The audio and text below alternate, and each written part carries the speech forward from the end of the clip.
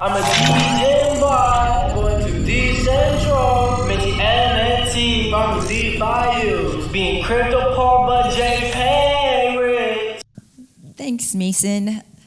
So my name is Tesa. I am part of Fight Club, which is a sub-DAO of Bankless DAO. And if you know the number one rule of Fight Club, you know I will not tell you too much about it. So if you want to find out more, it is fightclub.vc. We're a venture DAO platform and educational programs. That's all I can reveal. So panelists, will you please introduce yourself? Thank you. My name's Shaan. I run Web3 partnerships at Ionixx Technologies. It's ionixxtech.com. We help entrepreneurs build Web3 projects. My name is Elena Sinelnikova. I am a founder and CEO of METIS. METIS is a layer 2 platform right now with the cheapest gas fees on Ethereum. And we also build in the infrastructure for the DAO tooling and reputation power. Hi everyone, GM. I'm Adam Miller, and I'm with MIDAO. MIDAO created a LLC in the Marshall Islands that's made just for DAOs. So it's a legal entity, just like any company might have, something that a DAO should consider as well, whether they need a legal entity. What's up, everyone? My name is Roberto.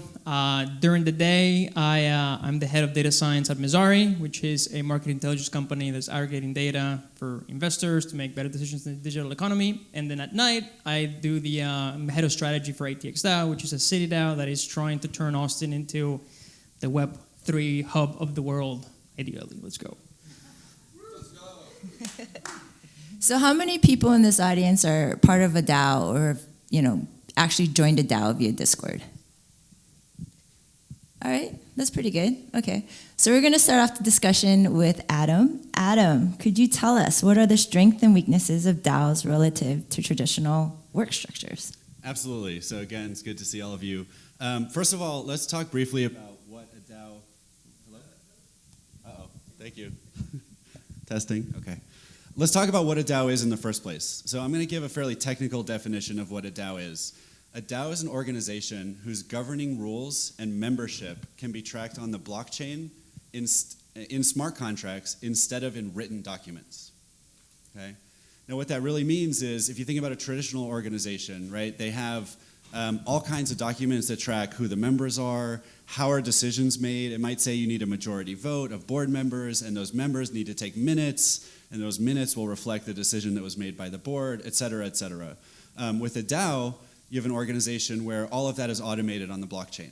So anything about how the organization is run, tracking membership through tokens, all of that takes place on the blockchain. Now, an important word I use in that definition is the word can, because organizations don't have to do everything on the blockchain to be considered a DAO. A lot of DAOs, I'd actually say a majority of DAOs today, are on a path to decentralization.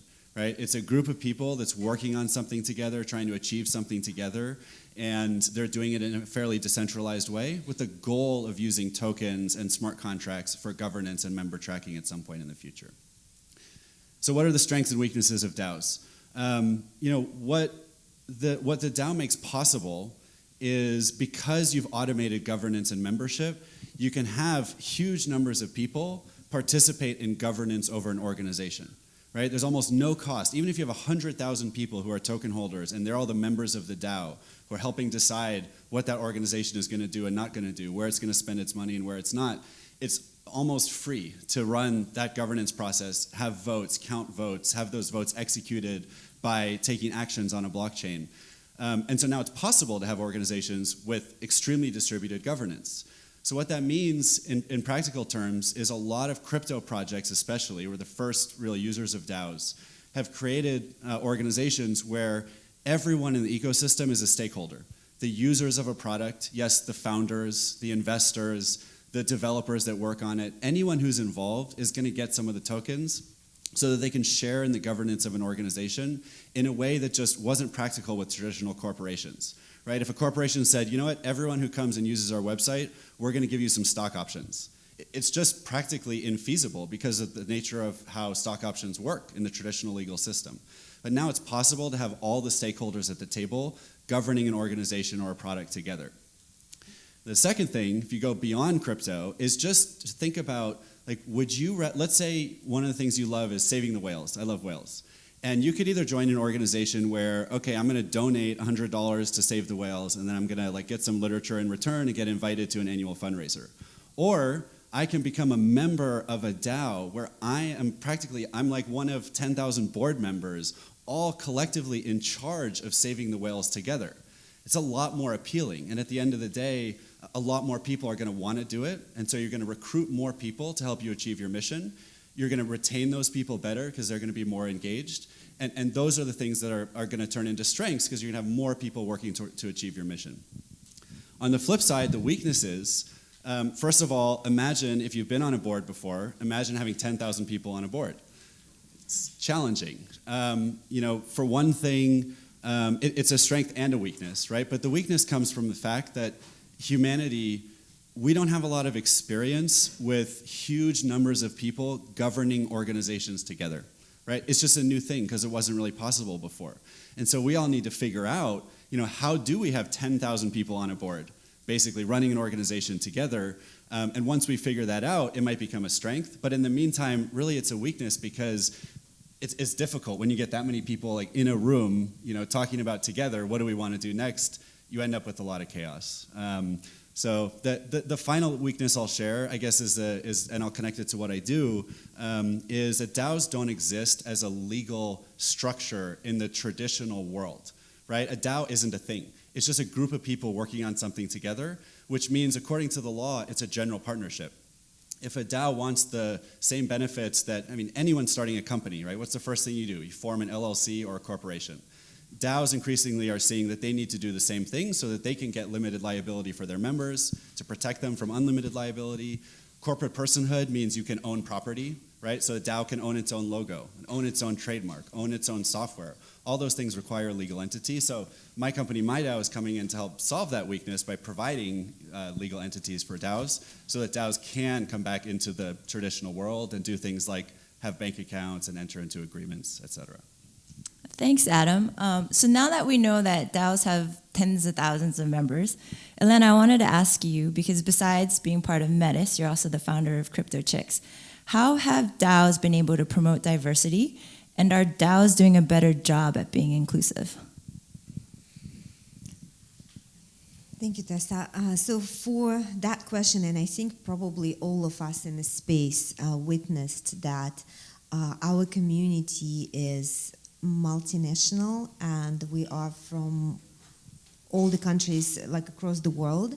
So same with the DAOs. Really, it opened up. So for us to be able to do the governance that through the blockchain, as Adam explained, we can unite all the people in one, let's say in one company, in one corporation, no matter where they are in the world, no matter what their income is, no matter who they are, and no matter how they look like. So it is really, truly very inclusive space and inclusive technology that we're providing for the governance of that organization. And as a CryptoChicks, for example, what women doing, like what majority of the women leaders doing, they are forming the communities around them, and these communities are all about social goods, social products, charities, and that is also including, of course, many people from the world who are from the different nations and different incomes, and they all want to do the same thing for the good of the world. So that is, I see that every day, and I see the projects that like this every day, and women that are founders of these projects that are, they all keen to form the DAOs, to unite people around them to be able to carry on with their social projects. And at METIS, and that's what aligned with me as a founder of CryptoChicks, and that's how METIS is aligned. That's building all this DAO tooling, and that's what we do with the DECs, decentralized autonomous corporations, the infrastructure for which we create, and the reputation power that which we create as well. It all promotes that. So it's not only the transparency, but it's also every member has the ability to earn or to be recognized for the real deeds, for what they've done, and not who they are or how much money they have. Could I add to that? Of course. So I just want to say that you could join pseudonymously. Let's say you don't want to have your face out there, or you have social anxiety and you don't want to come in the front. So you could join pseudonymously and you'd be judged based on the content of your ideas and everything else. So I think it's a fantastic way for marginalized communities or people that are not comfortable coming out in the front to participate in DAOs as well.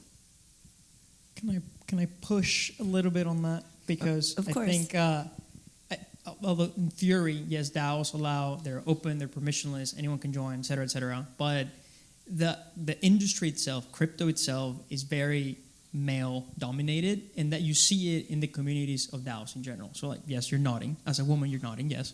And we experienced this with our local community, and it became really challenging in the beginning because you would invite all these women to come, but then 90% of the people that go to the events are dudes. So if I'm a girl now, I'm like, yeah, nah. Like, I don't want to hang out with a bunch of dudes and talk about crypto all day. Like now, so I think DAOs need to put in a lot of effort to invite and to create more friendly environments for women to just come and congregate. And I don't think that's happening. I don't think we're there yet because it's just not a natural. It's not a natural progression, given that the industry is just very male dominated. That's a good response. But I have to say, after attending a lot of conferences, that there are a lot of women-only events.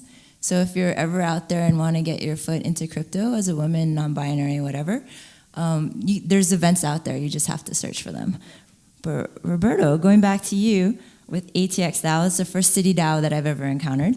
How are DAOs impacting and promoting change in the real world, off-chain? Yeah, so for us, there's three main things that we're trying to do here in Austin. So the overarching goal is let's turn Austin into Web3 capital of the world. And the way you can tackle that, or the way we've been tackling that, is through three ways. Building a very strong community of very qualified crypto professionals. Second, promoting and investing in projects that onboard local artists and local businesses so they can onboard it into the Web3 economy. And the third one is we're doing a lot of policy research to guide the legislation around this state so that it becomes a very crypto-friendly state for protocols as well as for DAOs. So I think that a couple of things that we've done is that we've been very active. We have a couple lobbyists in ATX DAO that have been helping us push legislation on that front.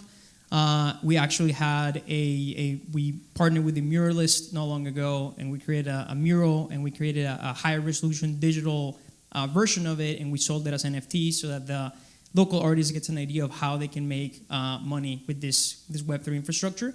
And the community component, you just start creating, if you aggregate and you create a quality community of crypto professionals, you realize that you're gathering a bunch of crypto knowledge that can be applied to all sorts of things, to local businesses, to artists, to anyone who wants to get onboarded. So I believe that if you have not only one city DAO, but multiple city DAOs around the world, you're accelerating the adoption of Web3 and by onboarding all these people into this new digital economy.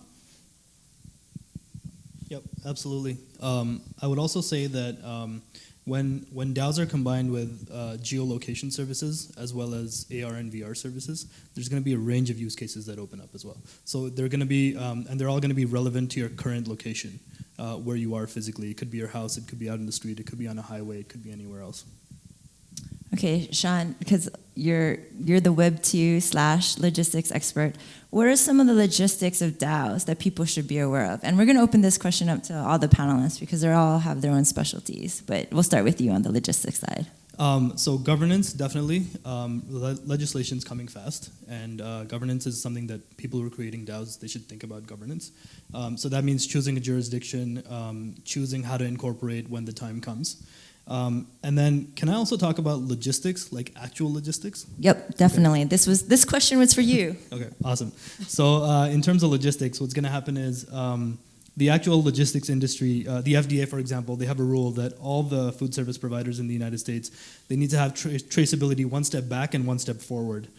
So going forward, there's many blockchain solutions that are going to come to place where you have end-to-end traceability, but everything is masked cryptographically. So user data or farmer data or retail data won't be told to everyone on chain. So when we look at logistics, you could have a truck that's crossing a border, and as soon as it triggers certain sensors, that could trigger smart contracts that release payments, that create new smart contracts with new vendors on the other side of the border. And also it changes the insurance providers for the goods.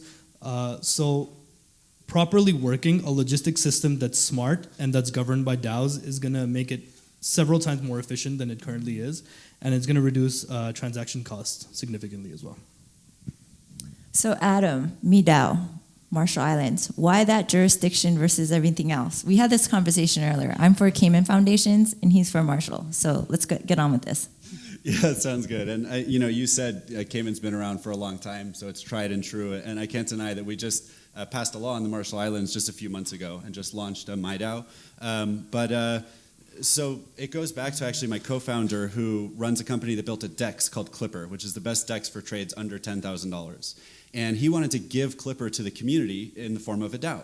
So one of the first things he did, because to him it just seemed obvious, was look for a legal entity for a DAO, and found that there were no entities at the time anywhere in the world that allowed for a DAO to avoid having to elect a board and have people take special positions of power, things like officers who take on extra liability, have written records of all of the memberships, some of the stuff I talked about earlier. So he saw that there were literally no good options. And so he had worked with the Marshall Islands previously on their Sov cryptocurrency project, which didn't go anywhere at the end of the day, but he had relationships in the government. So he reached out and we worked with folks in their government to educate them about DAOs and digital business in general, and we helped pass a law that created this nonprofit LLC, which even if you think of yourselves as a for-profit, actually can be a really good fit for the DAO part of your enterprise, and obviously happy to chat with you about that.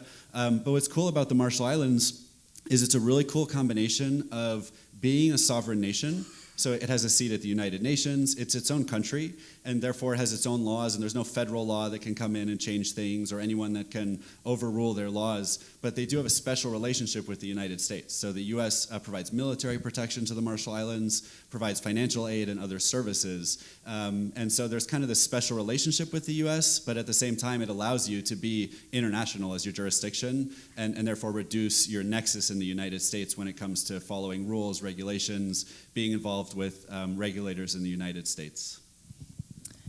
So for everybody in the audience who are thinking about starting DAOs, there's an issue that you probably haven't considered, which is the on-chain, off-chain on-ramps for paying SMEs and other providers of services, because they don't want to get paid in your governance token. So Roberto, let's talk about what you've encountered with ATX DAO and how you kind of solved the solution. So one of the big things that you need to do to build a very strong community is have these recurring events at somewhere so people know that something's going on at X, Y, and Z bar. If you are a DAO and if your treasury is denominated in crypto, like any stablecoin, and you go to a bar, you can say like, hey, like open a tab against my Gnosis and then charge me later. So the steps that you have to take in order to operate as a DAO, but also be integrated into the current financial system, it's horrendous. So like, you have to have multiple bank accounts. You have to have some sort of way to go from crypto to fiat. And I don't think that if anyone out there can create that, please, like we'll be the first customer to take advantage of that. Because I think the way it's integrated right now, at least from the DAO tool perspective, is still very nascent.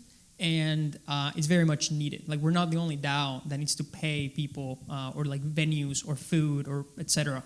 So we're still missing that component. It's fine because I think DAOs are still like in the very early stages of everything. Therefore, the tooling for DAOs to be integrated into the general economy is still very, very early. So yeah, that's one of our biggest pain points right now. Do you want to add anything to that, Elena?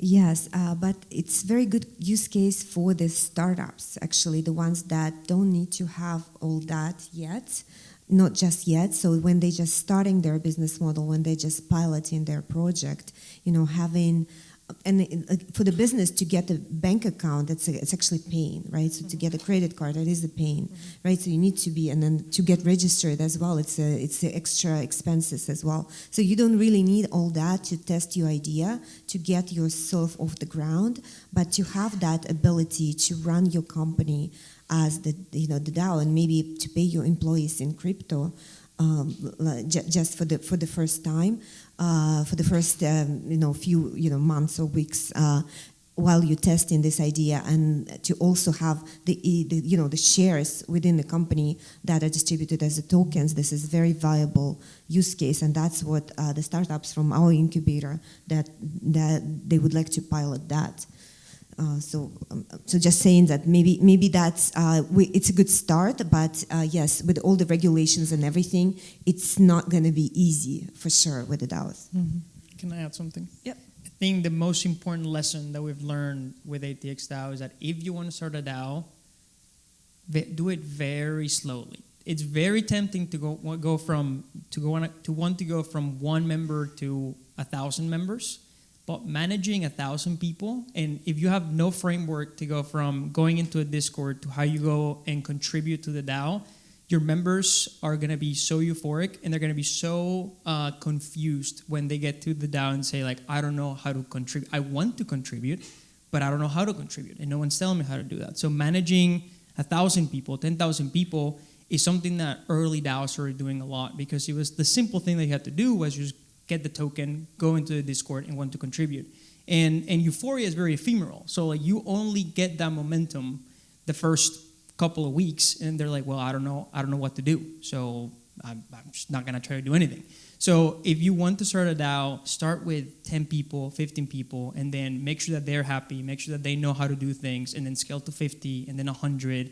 And then if you do it slowly like that, your process for contributions and your framework for taking one new member to just get on board into Discord to fully contribute a member becomes easier for the DAO and also for your candidates. So I think that's been the most important thing that we've learned, and we did that out of luck, and we learned that it was a blessing in disguise in the end. So, and I think in this space we're still missing this tooling for the DAOs to build their own economy. To have something like easy plug-in the token, easy plug-in the payroll, the easy plug-in something that you can use right away, and you don't need to go and look somewhere for it, or you need to use your developers to do it, and lose the time. And that's something that we're working on, and we're building, and we're encouraging the whole community to actually come forward. So if you are interested in building such tooling, so we are very, very interested, you can contact me. So I'm going to ask the panelists up here to give your last piece of advice, and also your social medias so that people out there can find you. What do you recommend, or what have you learned from your DAO experiences? Do a lot of research before you participate in a DAO, and do a lot of research before you start your own DAO. We have a dev shop, so anyone who's looking to start a DAO, we can help with that. My social medias are all Shaan.ray, so LinkedIn, Twitter, Instagram, and Medium. I have a blog on Medium, so medium.com @ShaanRay. If you would like to try the DAOs right now, we have it up and running on portal.metis.io. So you can join, you can create your first DAO, you can join other people. You cannot do anything else right now because we will be releasing the second version within a month. But yeah, so there is a place to try already. And again, start slowly, of course. I'll give a little bit of a different perspective from Shaan. I would say actually the way to do the research is start joining some DAOs. Every day in Discord servers, I see people coming in and saying, hey, it sounds like you're doing something really cool. How can I help? And so for a lot of DAOs that are ready to bring you into the conversation and give you things to help with, that's how you join your first DAO. Literally, you find their website, there's a link to their Discord server, and then you go in and you say, hi, here's who I am, how can I help? And you go from there. The other very specific piece of advice I'll give you, there's a whole event about DAOs coming up at the end of June in New York, right after NFT NYC. It's called DAOplanet.nyc. That's the website. 2 days, everything's about DAOs. DAO tooling, DAO legal, everything you can imagine about DAOs. And I'll be there, of course. And if you want to find me on social media, I'm on Twitter at least, The Thriller, with an underscore at the end. Don't forget the underscore. Thanks. I already said the first one. So scale slowly, and ensure that your members are highly engaged. The people that are in the DAO, the 10 people that you have in there, make sure that they understand what they're supposed to be doing. Build a very strong framework on how a contributor can contribute to the DAO. And then this might be also like a startup thing, but like DAOs are experiments on massive human coordination. So it's very important to have a very clear vision of what you want to do with the DAO if you want to coordinate millions of people. So clear vision, scale small, or like scale slowly, and have a clear framework for contribution. And what's your socials? At Roberto Talamas on Twitter. All right. Thank you guys so much. I am DeFi Noob on Twitter, DeFi with noob with 2 zeros. And thank you guys. Great panel. Thank you. Thank you. Thank you. Thank you.